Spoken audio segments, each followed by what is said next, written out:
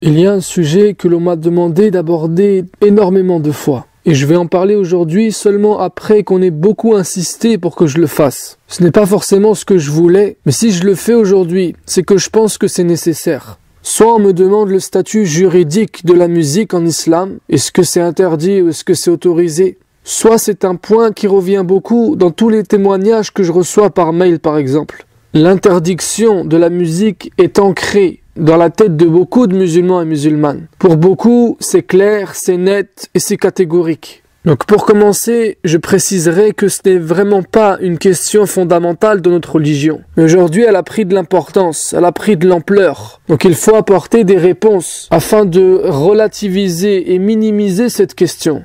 Attention, je vais faire une précision très importante ici. Je suis en train de parler du statut de la musique en soi et non de ce qu'on en fait, car c'est deux choses différentes comme on va le voir.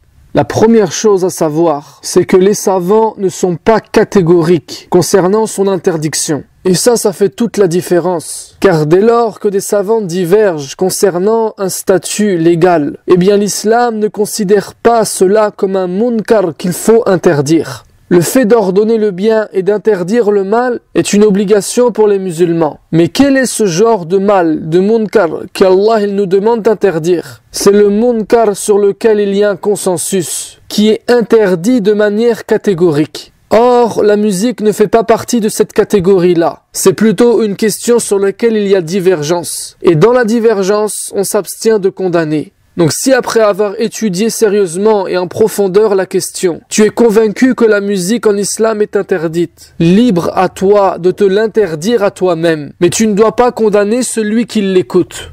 Donc la première chose à savoir sur la musique en soi, c'est qu'il y a divergence.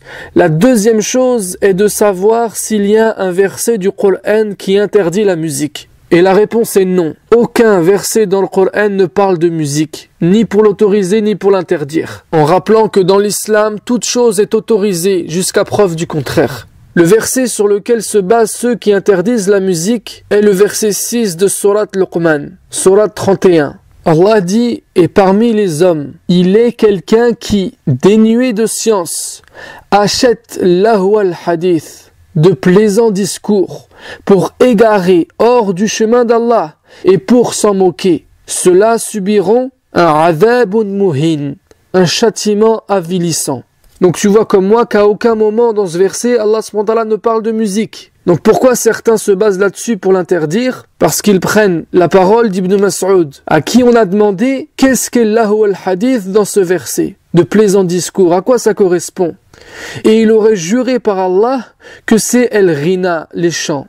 Donc la première chose à dire, c'est que Ibn Mas'ud n'a pas dit la musique, mais les chants. Deuxième chose, c'est que la parole d'Ibn Mas'ud n'est pas authentique. Et troisième chose, c'est que d'autres savants n'interprètent pas ce verset en disant que c'est la musique. L'imam Tabari, par exemple, qui est un grand mufassir, dit, en rapportant une parole d'Ibn Abbas, que ce verset concerne un homme qui s'appelle An-Nadhr ibn al-Harith, un homme de Quraysh qui est parti jusqu'en Irak acheter des livres perses. Et il est revenu avec à la Mecque pour désorienter les musulmans, pour contredire le prophète sallallahu alayhi wa sallam avec des beaux discours. Et si maintenant on relit ce verset, cela paraît beaucoup plus logique que ce verset a été descendu pour cet homme et les personnes de son genre.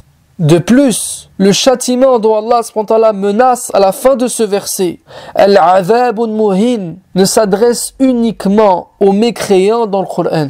À aucun moment Allah s.w.t. ne menace d'un châtiment avilissant les croyants ou les musulmans. C'est ce que dit Ibn Taymiyyah par exemple. Donc attention au fait d'utiliser des versets qui concernent les mécréants en les appliquant pour ou contre les musulmans. Donc si on relit maintenant le verset, Allah dit, et parmi les hommes, il est quelqu'un qui, dénué de science, achète de plaisants discours. Donc si on prend la prétendue parole d'Ibn Mas'ud, achète des chants. Déjà ça n'a aucun sens. Pour égarer hors du chemin d'Allah et pour s'en moquer. Et c'est ça qu'Allah s.w.t. condamne en vérité dans le verset. C'est le fait de se moquer de la religion, d'égarer les gens loin des principes de l'islam. Et c'est pour ça qu'Allah s.w.t. a averti d'un châtiment très dur ces mécréants qui font de telles choses. Mais après les gens vont dire, oui mais qu'est-ce que tu fais des hadiths qui interdisent la musique? tous les hadiths, sans exception, qui interdisent la musique, de grands savants les ont remis en question. Ils sont tous discutables. Soit ils ne sont pas authentiques, et dans ce cas on ne peut pas se baser sur un hadith qui n'est pas authentique pour interdire une chose, soit on peut lui donner une explication ou un sens différent. Et ça c'est le travail des fuqaha. Donc ceux qui viennent dire oui mais il y a des hadiths dans Bukhari et Muslim qui interdisent la musique, il faut juste qu'ils comprennent que Bukhari et Muslim ne sont pas des fuqaha, ils sont des muhaddithin. Ils rapportent des hadiths, c'est tout. Et ces textes vont être la matière première des fuqaha, des spécialistes du fiqh, qui vont maintenant les interpréter en fonction de leur contexte et leur donner un statut légal, soit autorisé, soit interdit, soit obligatoire, soit déconseillé, soit méritoire. Donc ça c'est la deuxième chose. Il n'y a aucun hadith indiscutable à ce sujet. Et accumulé au fait qu'il n'y a aucun verset du Coran qui n'en parle, ça commence à faire beaucoup. Mais je vais te donner quand même un troisième paramètre qu'il faut prendre en compte. C'est qu'il y a beaucoup d'arguments et beaucoup de textes qui prouvent que la musique en soi n'est pas interdite. Par exemple, le fait que beaucoup parmi les salaf salih, parmi les compagnons, les tabi'in par exemple, soit aimaient écouter de la musique, soit pratiquaient eux-mêmes un instrument de musique. Ibn Asakir par exemple rapporte de manière authentique que Abdullah ibn Ja'far, le fils de Ja'far ibn Abi Talib, un compagnon du prophète sallallahu alayhi wa sallam, lui et ses filles jouaient al-oud. C'est un instrument à cordes, une espèce de guitare. La même chose pour Abdullah ibn Zubayr, qui était un homme pieux parmi les sahaba. Un jour, Uthman ibn Affan a préparé un repas et il a invité ce jour-là de nombreux sahaba. Zayd ibn Thabit par exemple était présent. Et un homme a demandé à ce que l'on appelle al-qayna, la chanteuse. Et dans une version, pour qu'elle joue al-mizhar, un instrument à cordes qui venait du Yémen. Et elle est venue et elle a chanté devant tout le monde. Elle a chanté des poèmes de Hassan ibn Thabit, un sahabi qui était présent ce jour-là. Donc déjà dire que el-rina, le chant, est interdit et qu'Allah s.w.t. menace d'un châtiment énorme ceux qui chanteraient peut être contre-argumenté facilement, puisqu'il est rapporté dans énormément de narrations que les sahaba chantaient, que le prophète sallallahu alayhi wa sallam écoutait les autres chanter, comme par exemple dans cette histoire que j'ai déjà racontée sur ma chaîne, ces hommes d'Abyssinie qui étaient dans la mosquée du prophète sallallahu alayhi wa sallam en train de chanter et de danser, et le prophète les regardait avec Aïcha. Et les histoires comme celle-ci sont nombreuses. Il y avait par exemple une grande famille de savants de Médine, qui est connue des gens de science, qu'on appelle el-Majishun. Ils faisaient partie des gens les plus pieux. Leurs hadiths sont dans les authentiques. Et dans leur biographie, on nous dit qu'ils étaient connus par la musique. Ils aimaient pratiquer la musique. Ibn Abdul Barr, par exemple, nous dit que Abdul Malik ibn Abdul Aziz ibn Abi Salama al-Majishun, qui était le mufti de Médine à l'époque de Ahmed ibn Hanbal, aimait énormément la musique. Saïd ibn al-Musayyib, rahimahullah, qui est un grand savant parmi les salaf salih,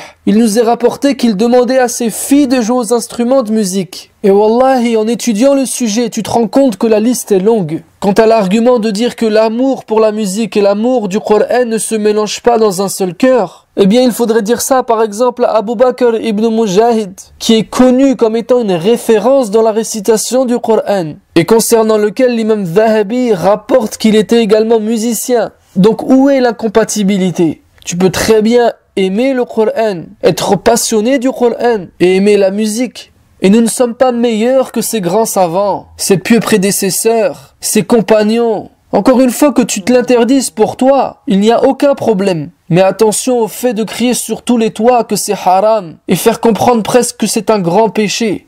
Donc là, j'ai parlé de la musique en soi. Certains savants, se basant sur une parole d'Ibn Mas'ud ou sur quelques hadiths, ont dit que la musique était interdite. D'autres sont même encore allés plus loin en disant que même les Eneshid, même s'il n'y a pas d'instrument de musique, mais que les voix, que les chants sont interdits aussi. Et d'autres savants ont dit non. Le verset du Coran en question ne parle à aucun moment des chants ni de la musique. Ils ont démonté tous les hadiths qui interdiraient la musique, prouvant que ce n'était pas des textes authentiques et qu'ils pouvaient avoir des interprétations différentes. Et de plus, ils ont rapporté de façon notoire que certains parmi les pieux prédécesseurs aimaient et même pratiquaient la musique. Donc qu'est-ce qu'ils ont dit? Ils ont dit la musique en soi n'est pas interdite. Ce n'est pas haram, mais c'est plutôt ce que l'on en fait qui peut devenir soit haram, soit makruh, soit interdit, soit déconseillé.